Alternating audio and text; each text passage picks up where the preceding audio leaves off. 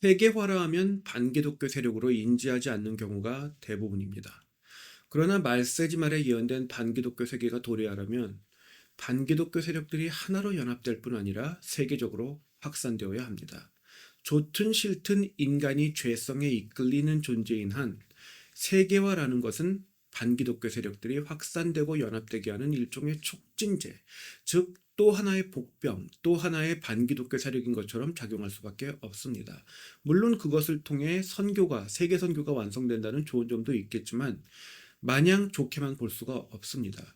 죄성 때문에 인류가 초대교회의 승리도 종교개혁의 자유도 바로 감당하지 못했던 것처럼 세계화 또한 바로 감당할 수 없을 것이고요. 죄성 때문에 그 죄성의 잠재력이 이 세계화가 결국에는 악한 방향으로 작용하게 되는 거죠. 그러니까 교회에서 보통 이 영적 전쟁을 기피하는 사람들이 사랑이 이긴다 이렇게 말을 합니다. 그런데 그렇게 사랑이 이기면 예수님께서 왜 다시 심판주로 재림하실까요? 말이 안 되는 거죠.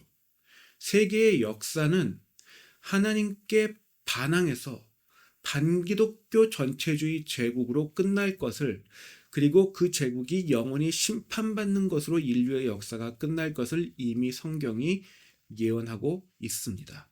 그게 성경이 말씀하시는 말씀의 틀이에요. 그러니까 막연하게 뭐 도덕적으로 선하면 우리가 이긴다, 무슨 기도만 해주면 된다, 사랑이 이긴다, 정신승리입니다.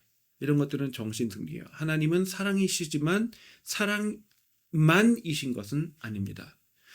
성경에 보면, 그것도 신약 성경에 하나님은 사르시는 불이라고 돼 있어요. 사랑이시기도 하지만 말씀이시기도 하고, 또 성자 예수님이시기도 하고, 또 사르시는 불이기도 하신 겁니다. 그러니까 사랑이 이긴다, 말씀이 승리한다, 맞죠? 그런데 여러분들이 생각하는 것처럼 교회가 약한 모습만 보이고 기도만 해주고 착한 모습만 보여서 승리하게 되는 것은 아닙니다. 성경이 말하는 하나님의 정체성이 그렇게 되어 있습니다. 어쨌든 2차 세계대전이 종료되었던 시점에도 세계화는 어느 정도밖에 이루어지지 않았었습니다. 예를 들어서 1945년에 조선이 해방되었을 당시에 세계를 누비고 다녔던 조선인들은 몇 되지 않았습니다. 인구 전반을 생각해 보면 그런 사람들이 별로 없었다 할 수 있었습니다. 그러나 전쟁을 통해 기술은 빠르게 발달되었고, 전쟁이 끝난 후에는 민간의 차원으로 그 기술이 전이되어서 1950년대 중에는 첨단 교통 및 통신 수단이 전 세계적으로 빠르게 확산되었습니다. 그리고 1960년대에 이르러서는 세계 각 지역이 서로 교류하고 소통하게 되었습니다. 그러니까 세계화 역시 1960년대부터 굉장히 폭발적으로 가속된 것입니다. 이렇게 해서 1960년대 중에 세계적으로 확산된 사상이 있었습니다. 복음도 1960년대 이후로 더 급속하게 확산되기도 했지만 반기독교 세계관, 포스트 모더니즘, 탈근대주의가 1960년대 중에 전 세계적으로 확산되었습니다. 그리고 이 포스트 모더니즘의 영향으로 베트남전 반전 운동과 히피 운동, 그리고 뉴에이지 종교사상 운동이 번지기도 했습니다.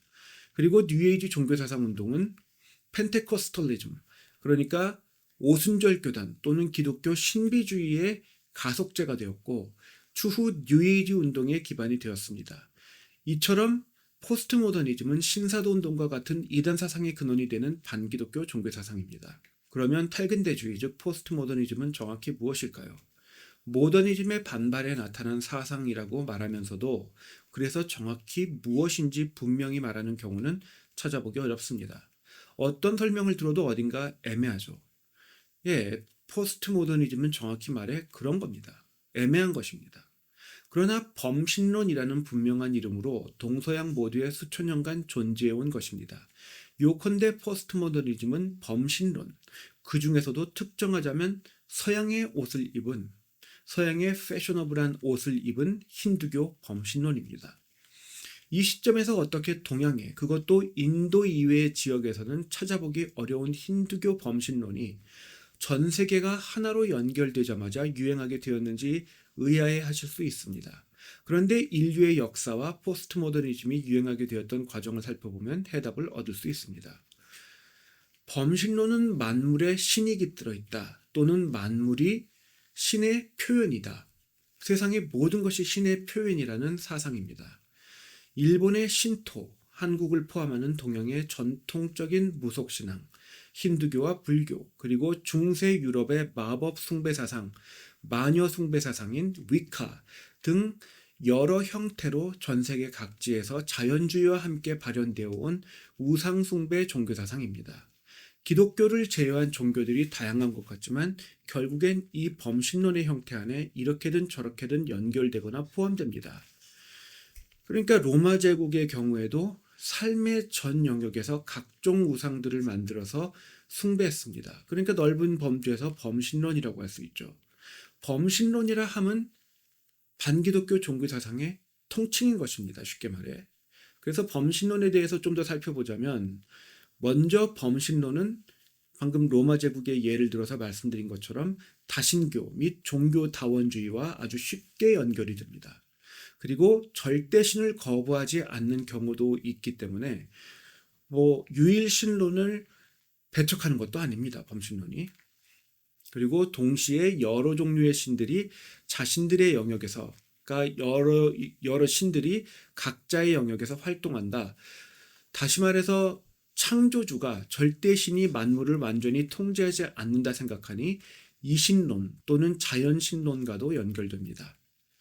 그러니까 창조주가 창조를 했으되 더 이상 관여는 안 한다는 거예요. 피조세계에. 그리고 피조세계는 여러 종류의 신들이 각자 기능을 맡아서 그 기능을 수행하는 것을 통해 유지된다는 겁니다. 이걸 데이즘, 이신론이라고 하죠. 그러니까 또 창조주를 딱히 필요로 하지도 않기 때문에 어떤 면에서는 무신론과도 연결됩니다. 왜냐하면 신들이 많을 때에는 유일신론의 입장에서는 그것들은 신도 아니잖아요. 신도 아니고 신의 종들이나 하위 개념으로 이해되기 때문에 신이 아니라고도 할 수도 있어요.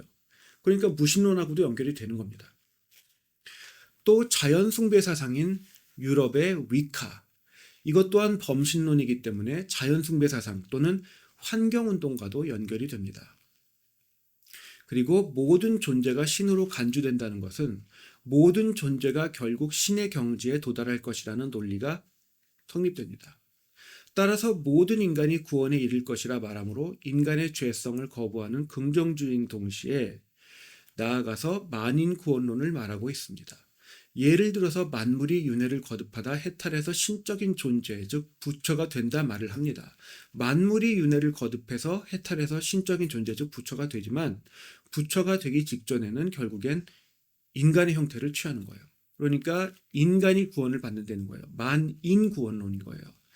이처럼 인간을 우상화한다는 점에서는 또 계몽주의와도 전혀 동떨어진 것이 아닙니다.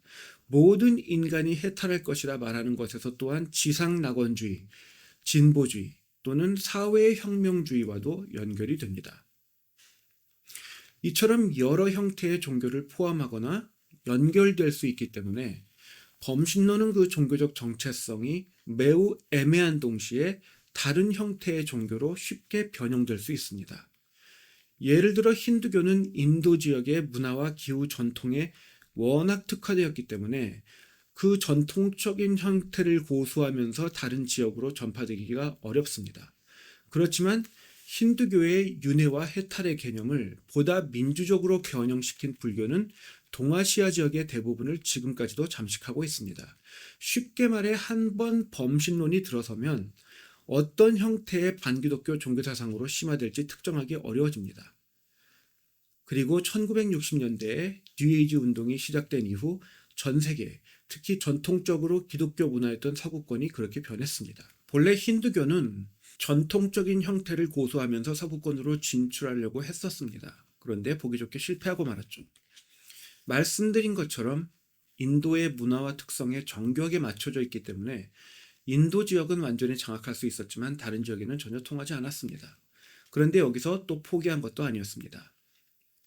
카르마 등 힌두교 세계관은 그대로 유지하면서 서양의 최신 트렌드와 같은 옷을 입혀서 웰빙, 요가, 명상운동 등의 형태로 접근하자 서구권은 이를 적극적으로 받아들였습니다. 그리고 처음에는 냉소적이었던 언론도 시간이 지나자 긍정적으로 받아들이기 시작했습니다.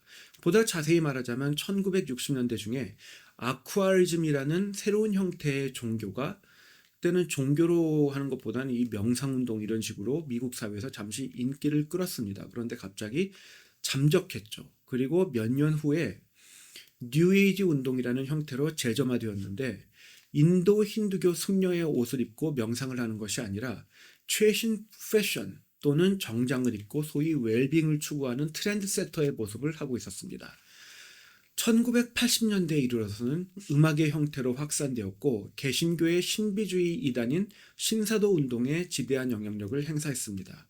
실제로 요가의 깊은 단계로 들어가면 매우 악한 신비주의 현상을 개인적으로 체험하게 됩니다. 그러니까 이 기독교의 종파들 중에 개인적인 체험을 지나치게 강조하는 경우도 이 포스트 모더니즘, 뉴에이지 운동에 또는 힌두교 범신론에 영향을 받았다고 생각할 수 있습니다.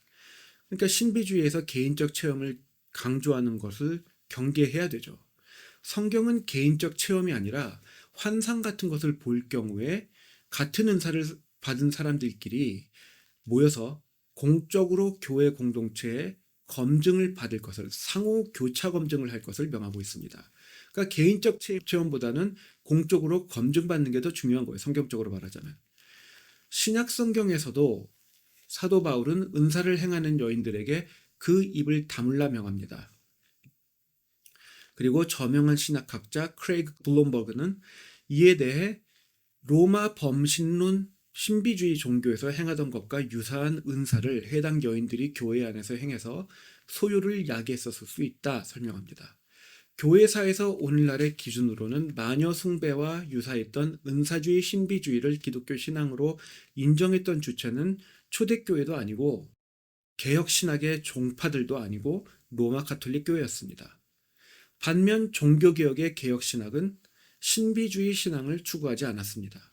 그러니까 은사주의 내지는 신비주의는 다시 말씀드리지만 종교개혁 정신에서 또는 초대교회의 주된 전통에서 비롯된 산물이 아닙니다. 초대교회와 종교개혁은 하나님의 말씀을 바로 알고 바로 행하는 것을 신앙의 중심으로 삼았고 성령님의 가장 중요한 능력을 하나님의 말씀을 바로 알고 감당하게 인도하시는 것, 그러니까 내적인 성화를 주도하시는 것으로 삼았습니다. 그랬던 것이 미국에서의 부흥운동 등을 통해 다시 고개를 들다가 종교개혁 후에요. 1960년대 이후 뉴에이지 운동의 영향을 강하게 받게 되었습니다. 성경은 또한 신비로운 은사보다 성령의 열매, 즉 말씀을 깨닫는 것을 통해 내면적인 변화가 야기되는 것을 보다 가치 있는 것으로 강조합니다. 이를 통해 알 수 있는 것은 은사주의, 신비주의 신앙은 성경적인 것이 아니라 반기독교 범신론에 보다 가까울 수 있다는 것입니다. 성경이 명시하는 은사를 거부할 수는 없습니다. 그렇지만 하나님의 주권과 영광을 위해 교회 공동체를 보존하기 위한 목적에서 말씀의 통치에 순종하여 서로 교차 검증하고 절제하며 성경적으로 행해야 하는 것이 은사입니다. 양신 역사, 즉 악마에 의해 발현되는 은사라는 것이 있고 성경적 절제를 벗어나는 순간 은사주의는 기독교가 아니라 범신론 내지는 로마 카톨릭에 근접하게 된다는 것을 망각하지 않아야 합니다.